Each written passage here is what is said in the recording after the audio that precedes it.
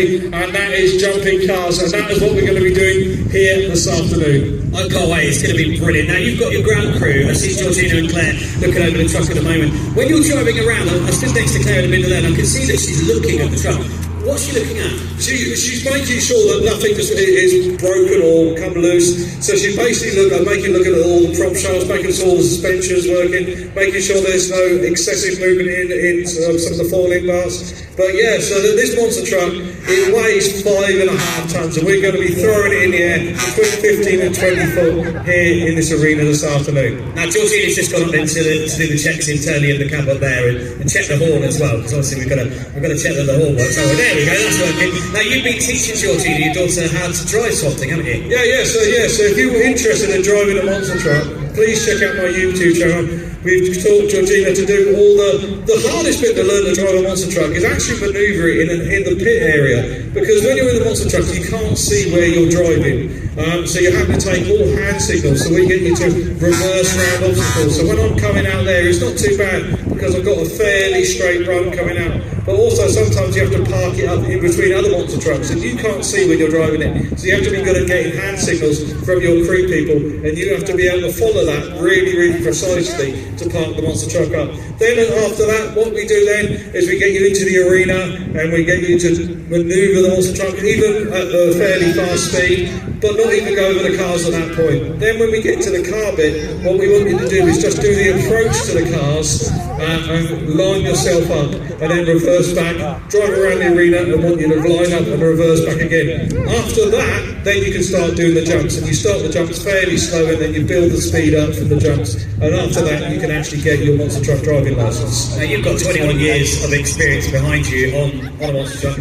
How did you learn? I actually had to go to America and learn, but at that time when I first bought Swamp Thing I actually went over to America and I actually took my monster truck test in a Bigfoot truck. So yeah, so that was really good. So yeah, but now you can actually do it in the UK, but you have to have a full spec monster truck just like this to do your test. You can't just do it in like a normal pickup type stuff. Now of course you've been teaching Georgina how to drive a truck. You've taught some other people how to drive it as well, haven't you? Yeah, I've taught loads of celebrities. For the little ones I taught Katie Munnings from Katie's Amazing Machines on iPlayer, taught her to drive it. I've taught, probably the worst person I've taught was Idris Elba. Idris didn't get it at all. He's not the worst person, obviously. No, he's not. He's just not very good at picking it up. He's just not very good at picking up. The hardest bit is the steering. So the steering on the monster truck, you probably realised when I was driving around, it can do a weird thing where it looks like it's going sideways when it's going straight. That is because it's got 4-wheel steering on the monster truck, but it's not off the steering wheel. So you've got the steering wheel on the front, what does the front wheel like a normal car, but we've got a joystick that does the back. And on my truck, at the moment where it's set up for me driving it, if I turn the monster truck to the left, I push the button to the right, because that's actually the way the wheels turn in. When Georgina drives in, she wants to turn to the left, push the button to the left. So we've actually got a separate button in there for her, because when I drive it, my brain doesn't work that way. I was going to say it makes more sense if you're going left, turn left.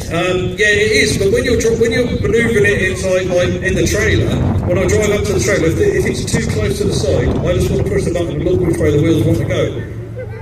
Makes sense. Alright, so this next bit is going to get a little bit more dangerous. At the moment you're in your full fire suit, but a lot of safety gear is going to come out now. Yeah, so the monster truck's got a custom built aluminium seat in there, which fits me perfectly. It's also got 5-point safety harness with external ratchets, just like you'd have in a toolbox, to get the seat belts really tight.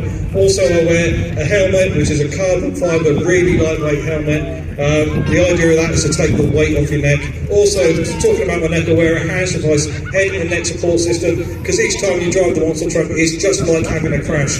So we use that to physically connect my head to my shoulders. If you do any thought about motorsport, guys, please get one of them.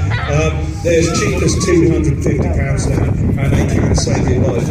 To put it how good they are, 17 years ago they weren't available. I used to just wear a big neck collar. And after having that for 17 years, I've never had whiplash seats. They're that good. Do you wear it in the car when Claire's driving? No, it's not the nicest thing to wear because you can't turn your head when you've got it on there. But yeah, so no, Claire's a really good driver, really. Thank you for doing that, Mike. That's all right, I'll take the money later. Okay, so we have to do something as well on the outside of the arena just to make sure that everything's nice and safe too, don't we? Yeah, so for the next part of the show, guys, we can't have anybody sitting on the barrier. The main reason for that is part of the monster truck's coming towards you and it's not gated to a monster truck anymore. It's not planned, something's gone wrong. The wheels on the monster truck weigh half a ton. So the fence will not stop it, your arms will not stop it, you want to get out of the way. The monster truck has got a wheel tether system fitted to it, so in the unlikely event it does come disattached, it should come off at a slow speed. Also when we're doing the show, we're actually jumping towards my trailer and the JCB, so we've got a nice sterile area to jump towards. But also on the monster trucks, we've got a remote ignition interrupter. It's a remote control just for the monster truck's engine. Doesn't talk to me in the cab, it just shuts off the monster truck's engine. The way we test that, in a minute you'll see me climb in, but get all the seatbelts on, get my helmet on, you'll see me fire up the engine and I'll take my hands off the steering wheel, hold them up into the windscreen so you can see I'm not pressing any button, and then Claire will shut the monster truck off remotely. The reason we test it like that, sometimes bits do break on the monster truck, and also sometimes I do get bits of car stuck on the back of the monster truck, and it's not a good idea to have a bit of car flapping around on the back of the monster truck. Also doing a show similar to this where we actually got a dog into the arena. I was driving away from the dog at the time. Claire shut the monster truck off, we got the dog back to the owner, and we got on with the show. But are you guys ready for some action? No, you got me down to that. Are you ready for some action? Oh, this is going to be awesome. Now, Tony did mention about the wheel could potentially come off. It did come off a couple of shows ago, and it did stay close to the truck, but I can't imagine it heading towards you if it does, obviously not part of the show, so that's why we can't have anybody sat on the barrier for this next part. Now, what I am going to need is I'm going to need some help. So what we need to do is when Tony backs up, ready to jump over the cars, we need to count him in. So we need to do a 3, 2, 1, go. I can't shout too loud, so we're going to need some help. So if anybody wants to help me when we do our countdown, just put your hands up in the air. We'll come and find you. We'll do a shout. We've got one already over there, so we'll come over in a moment and do that once we are ready. Let's do the safety checks. Claire's going to go up. Now, Tony mentioned about the seatbelt being an external ratchet. Now, Claire has to do that. Tony can't reach that from where he's in his seat. So Claire has to go up there. She also needs to check that the belts go over the top of the hands device so it's properly secured in there. When Tony's driving around and moving around, because the way the seat's built, the hands device works, the seat belts work, he's completely bonded to the vehicle, so wherever the truck goes, he goes. He's also at the very centre of the truck, so he's in a roll cage as well, so he's the furthest away from any point of impact if he does roll the monster truck. So just watching what he's doing there, he's making sure he's nice and tight. Claire's going to just double check everything in there. Once she's done that, she'll come out, stand in front of the truck. Tony will start the truck. Like he said, we'll check the remote ignition interrupter. We have to do that before every show. If that doesn't work, we're not able to run, so we need to make sure it works before we can. Here comes the test. So the engine's on. Tony's going to put his hands in the air. Claire's press the button. So that means, ladies and gentlemen, we are ready. Are you ready?